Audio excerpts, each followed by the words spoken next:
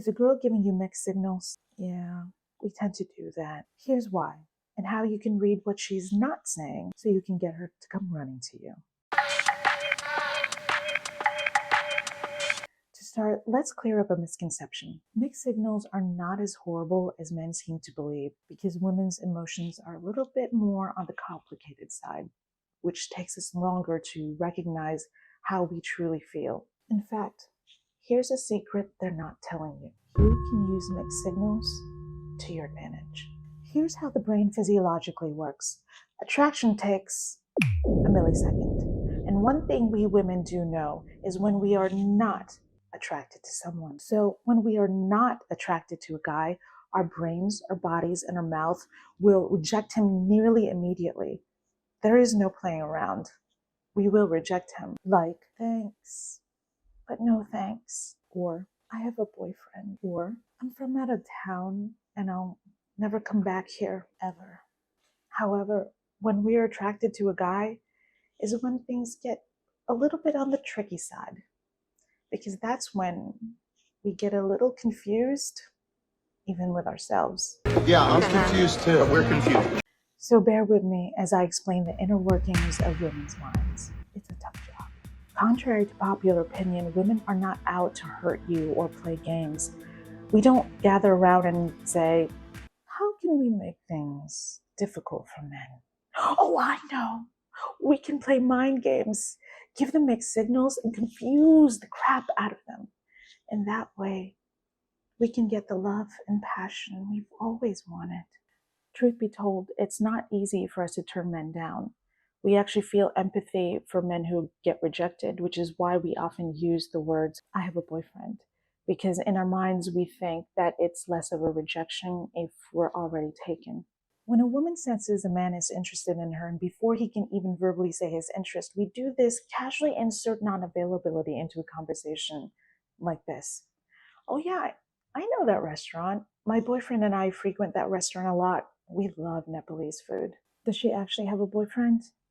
Maybe, maybe not. But mentioning that she does is her way of saying, no, thank you. I'm not interested. Now, mixed signals, on the other hand, is a different story because it indicates that somewhere in the deep recesses of her brain is attracted to you.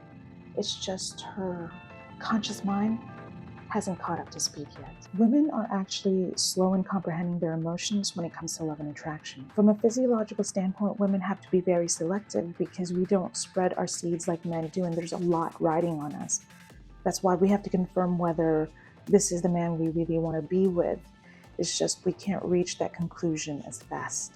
As a matter of fact, women are trying to talk themselves out of their feelings by saying, I don't have feelings for him. I don't. There's no way. I don't. I really don't. All the while doing something that shows she's interested in him. Yes, there are women that go faster than a speeding bullet. Some are very sure what they feel, while others are prompted to go fast because they are in a race against the clock, whether they believe that they are competing against their friends, society, or biology. But for the rest of the population, read her actions, not her words. It took me almost a year to realize my feelings for my husband when we first got to know each other. I continued in the narrative that we were just friends and that I had no feelings for him for a whole year. My friends, family, him, myself heard the same tale time and time again. We're just friends.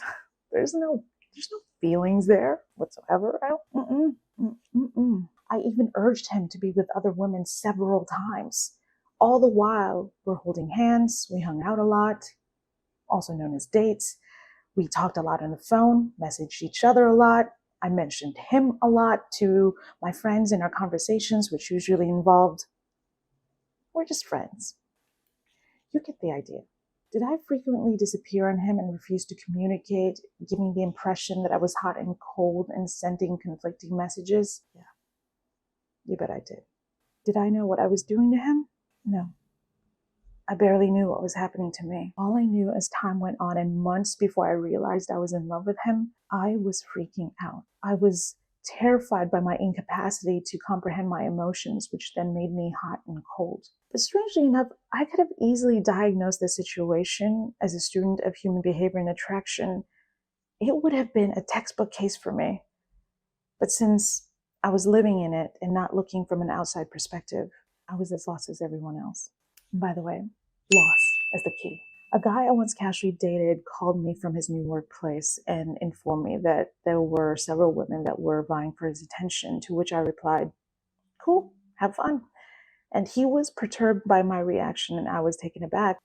He informed me that a person in love would be frightened to lose someone that they value so much. I guess I'm just not the jealous type, I thought to myself at that time.